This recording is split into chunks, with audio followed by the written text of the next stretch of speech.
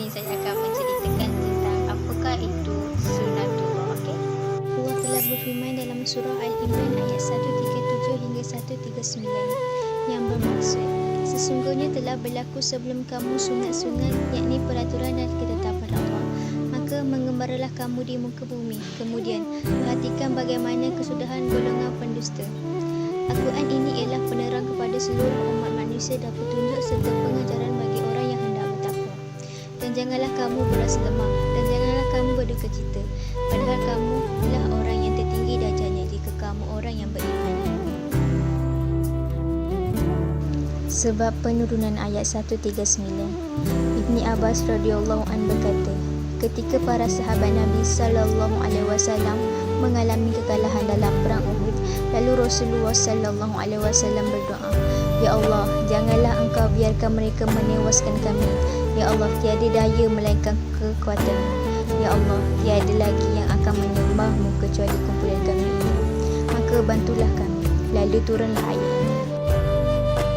Mesti anda tertanya-tanya, apakah sebenarnya itu sunatullah? Sunatullah ialah sistem dan peraturan yang ditetapkan oleh Allah terhadap semua makhluk dan tiada siapa yang boleh menghalang atau mengubah ketetapan tersebut.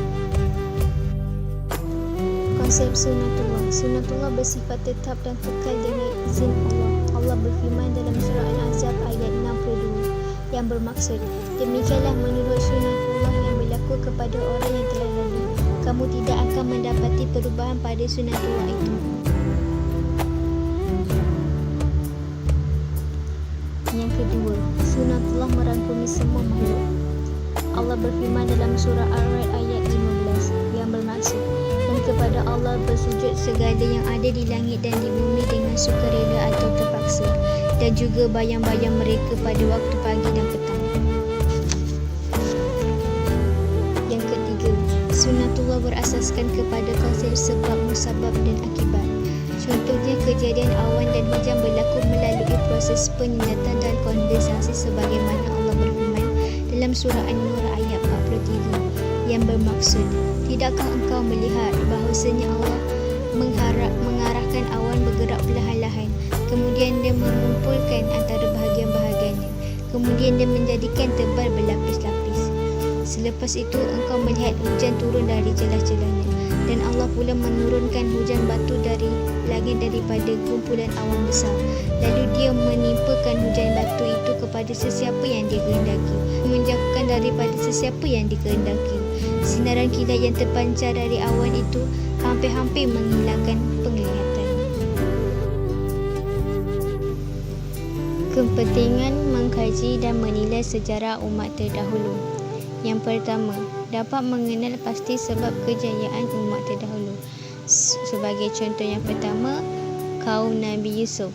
Sebab kejayaan menyimpan bekalan semasa Mesir menuai atas nasihat Nabi Yusuf. Akibat selamat menghadap kemarau panjang selama 7 tahun. Contoh kedua, Talut dan tenteranya. Sebab kejayaan mempunyai ilmu pengetahuan dan tubuh yang kuat. Akibat dapat menewaskan tentera Talut yang ramai. Yang kedua, dapat mengetahui sebab kemusnahan umat terdahulu. Sebagai contoh yang pertama, kaum Samud, umat Nabi Saleh. Sebab kemusnahan, bersifat angkuh dan menuduh Nabi Saleh pendusta. Akibat dibinasakan dengan petir dan gempa bumi yang dahsyat. Contoh kedua, kaum Lut, umat Nabi Lut. Sebab kemusnahan, ingkar perintah Allah dengan mengamalkan homoseksual. Akibat dibinasakan dengan bumi diterbalikkan. Yang ketiga, dapat dijadikan iktibar dalam kehidupan dengan berpegang teguh pada akidah yang benar dan akhlak mulia.